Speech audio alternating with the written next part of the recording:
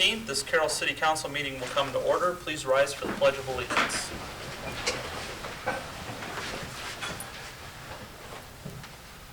I pledge allegiance to the flag of the United States of America and to the republic for which it stands, one nation, under God, indivisible, with liberty and justice for all.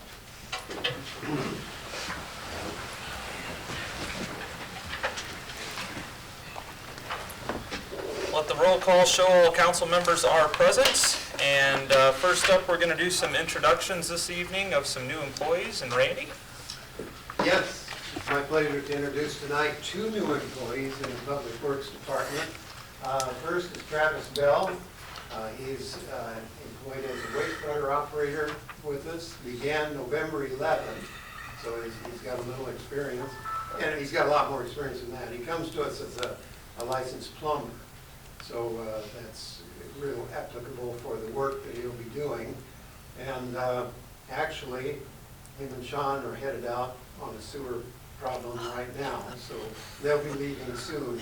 But we're real happy to have Travis. He's a great addition to our wastewater department. Very good. Travis, council. Thank you. Welcome. And second employee to introduce is Pat Pudens. Actually, Pat just started this morning in the water division. He comes to us as a grade 1 distribution system operator, right? Yep. And so experienced, and also a great addition to our water department. So, Pat, council. Well, very good. Welcome. They didn't get to stick around. I was just going to suggest this this instance of water is probably a good crash course right off the bat. So we've had a lot of water movement. They accumulated quite a bit of experience today. Yes. In the wastewater plant. Yep. So, yes. Very good. Well, welcome. We look forward to working with you in the future. We appreciate you being here, working for the city. Thanks. Yeah. All right. Then we are into our consent agenda, which includes the approval of minutes of the November 23rd meeting, approval of bills and claims, regular council meetings scheduled for February 22nd and December 26th of 2016, and the appointment of 2016 fire department officers. And Chief Schreck, do you want to? Yeah, sure. I can fill you in on that. At the general business meeting of the volunteer fire department on December 7th, we held election of officers. These, of course, are subject to your approval to begin serving in 2016. I was elected chief. Assistant chief was Bob Shields. Captains are Mark Warner, Dan Honish. Lieutenants, Jeff Cullen, Josh Hamilton, and our training officer is B.J. Schreck. So they're ready to go in 16, subject to your approval. Very good. Well, we appreciate you having some volunteers willing to pick up those positions. And I know in visiting with the guys at your meeting last Monday, it seems as though everybody is ready for their role, and I think they'll all do a good job. Thank you. Mr. Mayor, so we don't have a misunderstanding in the agenda. It says the meetings of February 22 and December 26. Those are actually going to be the February 23rd and December 27th. In case there's any confusion. Those are the meetings that were scheduled. They've been moved a day forward. Got it. All right. Move to accept the consent agenda. Second. There is a motion and a second. Tate? Yeah. Cox? Yes. Jensen? Yes. Seaman? Yes. Haley? Yes. Fleischner? Yes. Motion approved. All right. Do we have any oral requests or communications from the audience tonight on matters that are not already on the agenda? Then hearing none and having no ordinances or resolutions, we will move into reports. And first up is the outdoor ice skating rink proposal, and Jack. Thank you, Mayor. This has been an idea that's been brought up at our Parks Rec Cultural Board meetings in the past. This is something we've considered. We talked last year a little bit at the old tennis courts on Grand Park. We believe that maybe that was set up several years ago as an area. Some of the concern was just temperatures. That we had a warm 2 winters ago. It was pretty warm through most of the winter. So we didn't do it that summer or that winter. And this year, doing research, talking to another community, this ice rink that you have before you proposal seems like a good process to try this out and evaluate it going forward further. I guess if you have questions regarding it, I can answer any questions. Like I said, I did talk to the city of Cedar Falls, their parks department. They use a similar system. I've had good luck with it. They have it on a concrete, they poured a specific concrete surface for this. Speaking with Randy, trying to figure out the weight per cubic foot on the tennis courts at Rolling Hills Park does not seem to be, the weight would be fine for that area. I like, with Scott Parcher, we like Rolling Hills Park because one, our insurance provider, the underwriter, basically some of the rules, or suggestions they have is signing, skate at your own risk, fenced in, and then that we review it daily. So we're down there almost every day making sure there's no problems to it. This proposal 52 by 84 would fit well within the tennis courts area. We did pull out already 2 of the inner tennis posts, so they do come out of the ground. This will have a liner, everything it needs to be put in that area. As you see, the price is $4,271.97. I did call them today asking for freight charges. They had not called me back. So I'm guessing a few $100s. Who fills it then? The fire department volunteered to come down with their hose and fill it up. Now, if it unthaws, do you just leave it and then it refreezes again, or? Yeah, that's the intention. A little trial and error. If it seems like it's evaporated and gone down where we need to fill it up, we will. Check it. Hopefully they'll come back. And again, as of right now, it looks like temperatures, even through January, the prediction is above normal temperatures. So we hope to, get weather that will work for ice skating. We're not gonna buy skates and have rentals. People will have to have those available to them. I'm sure the local sporting goods stores would be happy to help them. When do you plan on setting it up? If it's approved, they told me once it's ordered, it's 10 days because they cut the liner, get the order ready, and then probably another week for shipping. So you're probably looking early January, which is probably the right time. Going forward, we'll probably do similar to what Cedar Falls does. They have it in place now. They put it up in nice weather. It can make it a little bit easier for staff. And you probably fill it with water. Greg had the great idea today. Probably want to get the water in there to keep the tarp down, and maybe, and then hopefully it'll freeze. It has a little machine that tries to help smooth it out when you need it. That is part of this order. So it's a complete kit, everything you need. Hey Jack, how did we determine the size on it? What size to go with? We knew that the tennis court was 100 by approximately 120, and then just the best guess of what we thought. We didn't want to get too close to the fence that people would fall, running into the fence. But I mean, yes, we can go bigger if we want to. Yeah, as I'm thinking right now, there'd be a 20-foot perimeter all the way around it, and I'm just kind of concerned. I'd rather not have too much surface area than not enough. Mm-hmm. Do they have a recommendation about how many people could be on this at one time? On I that did size, not. or? No, I did not ask that. It's a good question, though. 'Cause I'm thinking, Just in anticipation of your question, 88 foot by 104 foot, so I'd be probably at least 6 inches on each side and 8 inches on the other side, or 8 feet on each side, would be $6,353. yeah, it's even a 72 by 100. I printed off the page there, 72 by 100, which would be 12 foot by 12 foot bigger. Runs about 55, 60. Yeah. I just wonder if there's a determination as to why we went that small or whatever. So, because now, would some of the tennis court surface be exposed that wouldn't be covered by this, or? What we plan on doing, similar down at the rec center in the weight room, the rubber mats, we're gonna have them right from the gate to the rink. And then the other areas would, most likely will have snow around it, but we're not planning on, putting all the rubber mat all the way around it. Is there a deal like if it's warm enough and would start thawing, I would have to lock the gate to keep people out so they weren't in a swimming pool per se? Probably. If we don't find it's ice skating permissible, we would go down and lock it. Are there some benches down there where people can change their shoes to their skates? The one nice thing about Rolling Hills Park is you have the open shelter house. We're not gonna push snow or anything inside the shelter, but we do have picnic tables. And if people wanna get out of the wind for a minute, it's not gonna be heated. There's not gonna be no restrooms. We're not gonna have any of that open, but at least you have somewhat of a shelter. Okay.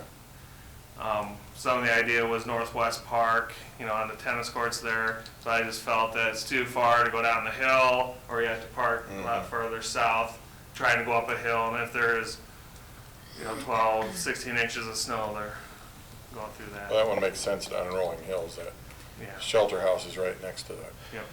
Anyway. Yeah, I like the idea because it's also close to the sledding hill too. Yep. So you kind of got everything in the same spot. It's a really great idea. It's nice to see something coming forth from the Parks and Rec Board. We appreciate all their work too. Yep.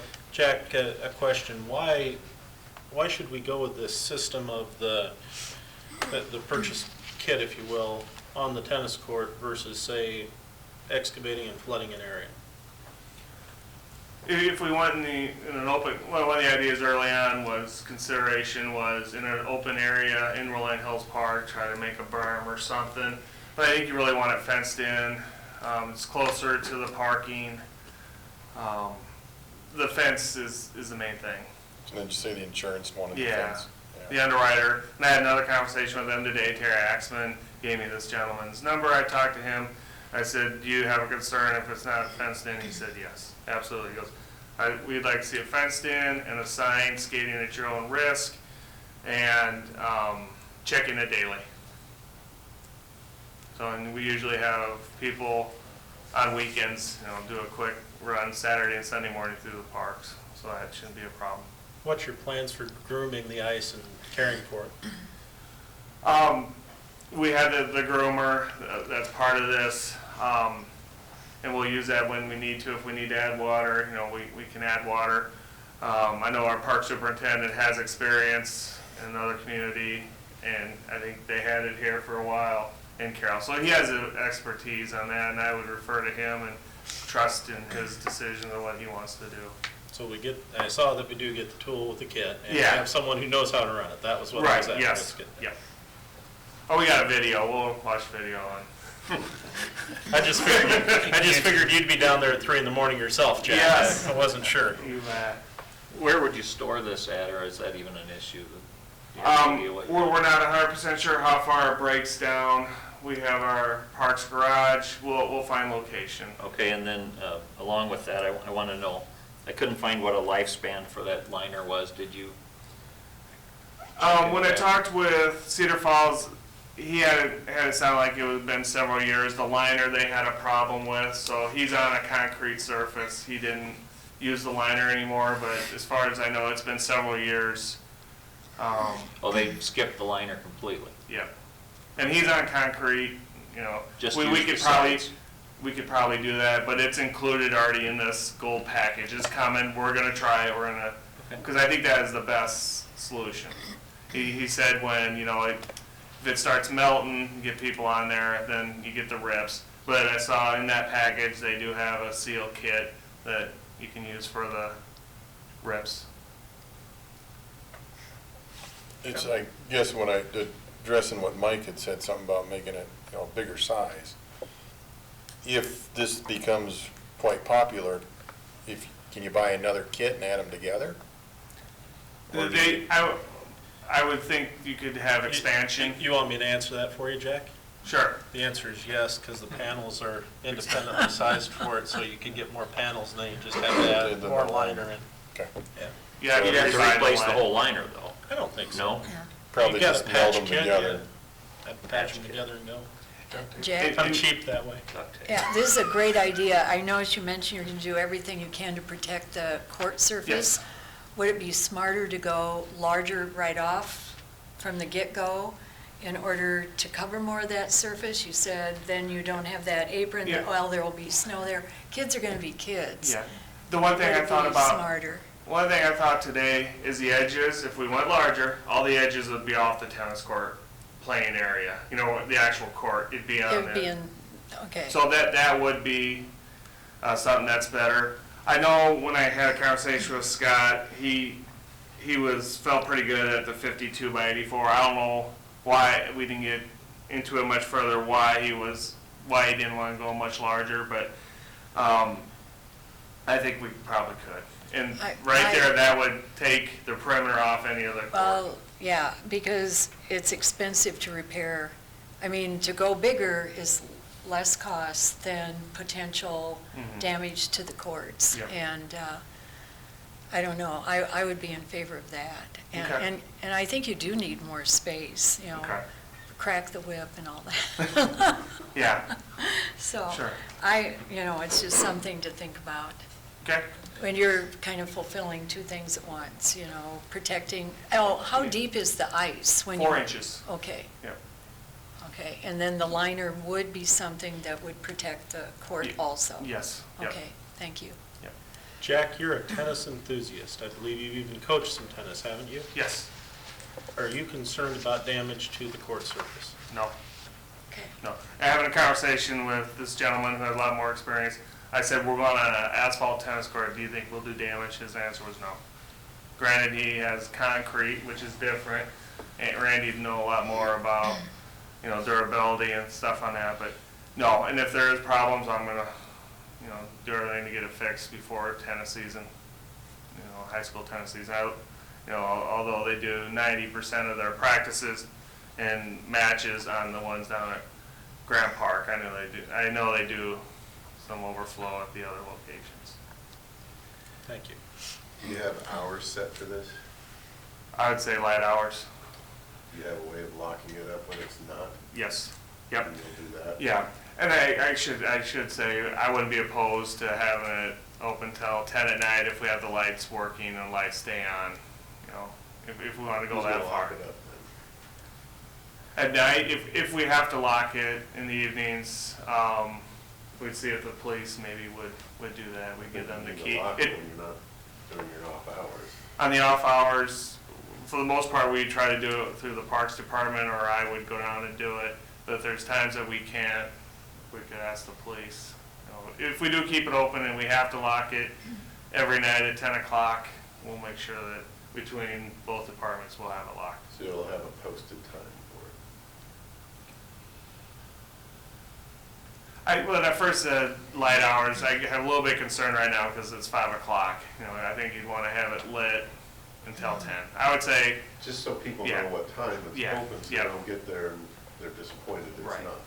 you're exactly right. Okay? Yep, And then we'll- second is, if you're going to have a sign, skate at your own risk, I don't know if that covers it, because like with the skate park, there's a lot of things in there. We make sure that it's Okay. skates only. Yep. We could If mimic There's gonna be a some certain age group that you're gonna say parents need to be with someone below this age. Mm-hmm. They can't be accompanied, they can't come unaccompanied at an age, when you have that on the sign. Yeah. And that sign we did take from the skate company that built it, some of their recommendations. So there's more than just skate at your Yeah, own risk. yeah. Jack, We where did suggest you- helmets, Where did you get the skate at your own risk idea? from the insurance. So the insurance underwriter? The underwriter, the recommended that? gentleman I talked today, his concerns were skate at your own risk, lock it when it's not safe, and, I think you need to have an Yeah. age piece in there too, that below this age, set age, parent needs to be with. Because if you're in sub-zero temperatures at times, mhm. and there's no cell phone, or there's no phone out there, or emergency button, and we're waiting for somebody to drive by to see someone's hurt, so I think you have to have parental supervision below an age, and I don't know what that age is, do you? I'm thinking of the skate park. I don't remember we put an age of anyone under. Can you find Yeah, that out and then yeah. add it to the sign? Yep. And then are the police gonna come by to make sure people are okay? Because this is at night, Yeah. you know, if you're skating at night, it could be just 3, 4 kids there, and then other kids show up and problems. Is that something you'll have to do? And we currently do drive through the parks now as it is, especially if we see people down there, cars, or checking them out. Right, but I mean, it'll be extra. Yeah. That's no problem. No burden for us. Because it's fun, but it has to be safe.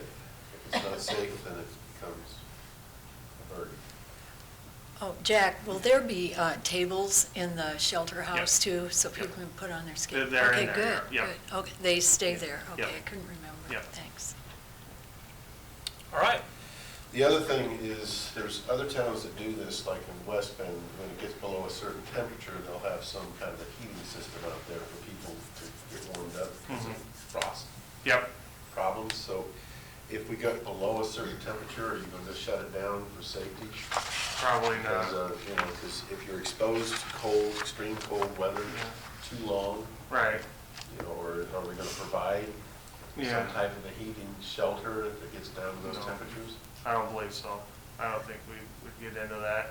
The parks are open. I mean, they could go right now and, But this is Yeah. new to the community, Yeah. so awareness of frostbite, things like that, you you know, it's just something new. I don't want it to become a lesson and then we have to do it later. So could you check with the other communities Yep.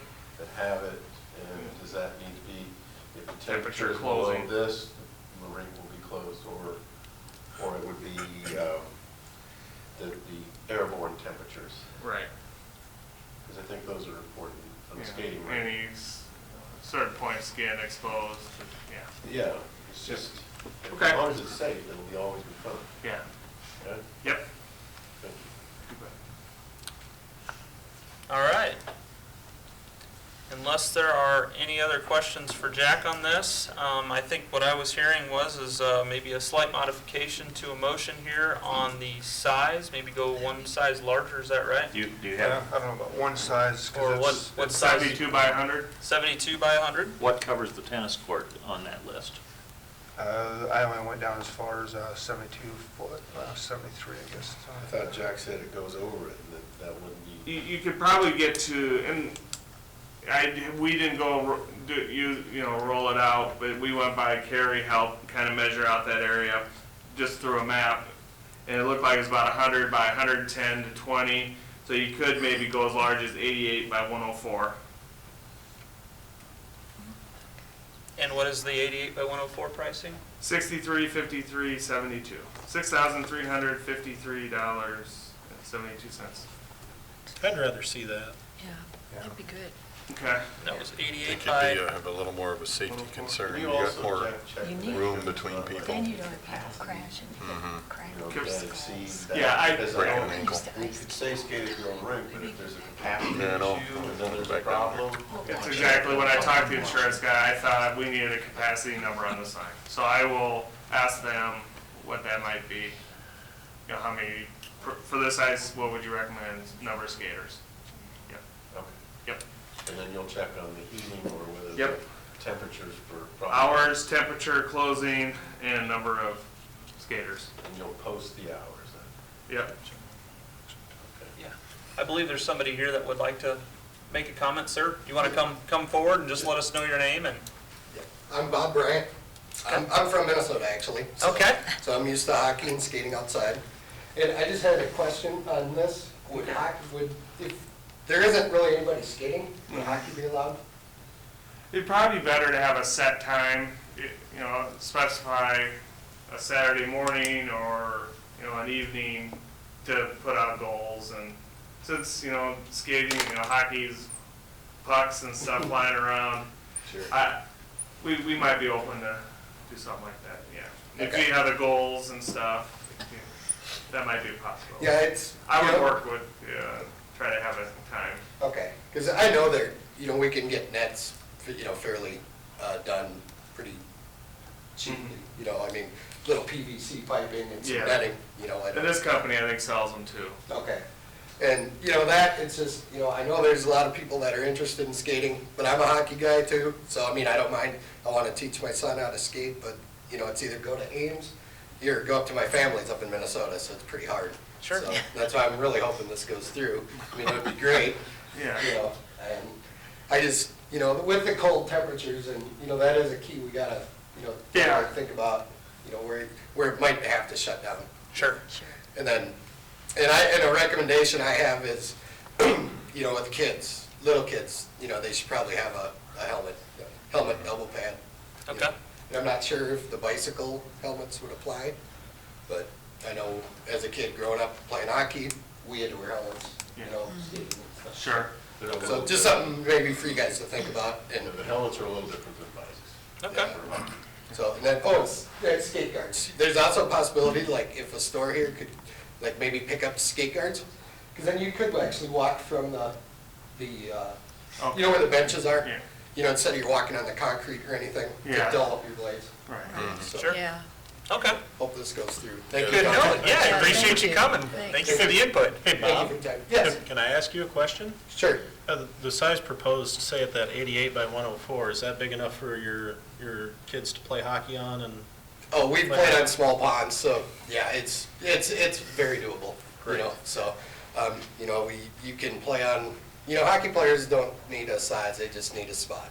You know, and even skaters, just need a spot. I know a couple of years ago, we went to Swan Lake, and I didn't know where to go to, and we had to truck through some weeds, but, you know, yeah, just an ample amount of spot, you know, would be perfect. thank you. So, thank you for your time. Thank you. Thank you. Appreciate it. Mr. Mayor? Yes. I think this gentleman's comments brings to mind that we have to be very cautious about what kind of restrictions we place on signs, because then you have to be there to enforce them. And this is intended to be an area of low-cost operations. In other words, no person is assigned on a regular basis to be there to make sure that order is kept. The idea is that the community will receive a benefit from this, but they need to sort of manage it themselves. 2 small children, I think that's kind of a family responsibility. We can check with the insurance company again. But if we start, the more restrictions we write, the more you have the expectation is that you must enforce it. And if you're not there, how do you enforce it? If you have a sign that says skate at your own risk, that generally means you need to be responsible for yourself. But the other side of that, Carol, is the fact that some parents may not realize, and they bring their kids there and drop them off and go do their things, and it would be best if they were there to supervise. A sign is also there to give them a guideline as to whether I can leave them there or not. And I think it's more aimed towards that. We do have a lot of verbiage on the skateboard part, but we don't go down there and enforce it. But the verbiage is there that helps to keep it maintained right. So I think the verbiage for like children and the age is more of a guideline for parents to have a better idea of, can I leave my kids here unattended or not? I think we've got a good asset sitting right here that can help guide the verbiage on the signage. In between our Facebook page and our website and working with the radio and the newspaper, I think that we could probably communicate the message to the public too, as far as some of the expectations. This is new to the community, and perhaps also kind of set some of these parameters or expectations that, you know, if the temperature gets too high, we might have to close it, of course, due to it becoming a little slushy, things of that nature. And I think if we just can kind of work on a communication piece and be consistent about that, we'll be in pretty good shape. I'll plan on working with Jack and Gerald on the signage and the liability issue. Sounds good. Thank you. Any other concerns then, Counselor? Well, I do agree with Gerald, the more restrictions you put in signage, the larger our responsibility becomes as far as monitoring and supervising. I think that's probably the point of the insurance company, where they say they just want, Skate at your own you know, the risk. basic sign, you skate at your own risk. So, you know, very generic, but I've never gotten effective. in trouble by doing what my insurance company told me to do. Well, and you want to keep those folks happy. And I know that the legislature also passed something that was pretty friendly to Cindy's this last year that related to snow sledding and things of that nature, specifically because of some of these winter sports to protect cities from that liability. Right. Yeah, as long as our facility is maintained properly, and there aren't any items of defect that we know about, I think there is some liability protection by the new law. Okay. But again, we've never had a rink in this town for a long time, so if it was here and always going on, like in Minnesota, when I lived in Minnesota and played hockey and outside, it was generations of doing it. So the commonality and the common thoughts were there already. We have generations, and now they have children that have never been around the rink and don't understand the severity of cold temperatures. How old should my kids be unattended? There are some things, my point to all of that is that this can be something that years later can be still out there having fun with, because we don't need one accident to make it, we're never doing that again. So whatever verbiage you use, it's intended for the safety of the little ones, because that generation becomes another generation of skaters. Okay. All right, well, with that, I am going to move, I'm looking for, I guess, a motion to approve the city staff purchasing a 88 by 104 foot nice rink complete skating system for the cost of $63,5372. Plus shipping. Plus shipping. Plus shipping. Plus shipping. So moved. Second. There is a motion and a second. Haley? Yes. Fleshner? Yes. Jensen? Yes. Tate? Yeah. Cox? Yes. Seaman? Yes. Motion is approved. All right, thank you. Our final report is the police vehicle purchase, and Chief Burke. Thanks, Mayor. On November 30th, we had bid openings for a new police vehicle. We're a little bit earlier this year than we normally are. We've normally done it in the late winter, early spring. But our installer has advised us that he would like to install the equipment much earlier than he has in the past due to some other restrictions that he has. So we went and put our bids out and had the opening on the 30th, like I said.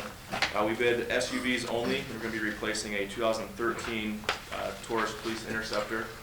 And the trade difference, we put bids to Champion Ford, Motor Inn, and Wittrock Motors. We did not receive a bid back from Motor Inn, but the ones we got from Champion was for a Ford Explorer Police Interceptor, and Wittrock was for a Dodge Durango. And the trade difference on the Explorer from Champion was $17,330, and the Durango was $19,117 from Wittrock. The reason that we bid on SUVs was that the more equipment we keep adding to the cars, the tighter we're getting. And we've got a couple officers who are well over 6 foot in the recent years and are having a hard time squeezing in and out of those cars. Very difficult for them and uncomfortable too after 8 hours of riding in the vehicle. So we bid that. The difference in the cars, actually from last year to this year, the trade difference is less than it was bidding a car. And miles per gallon is very similar. We did an analysis from July through November 12th. The car had a 13.4 miles per gallon, while the SUV had 13.2, so almost no difference in the vehicles at all.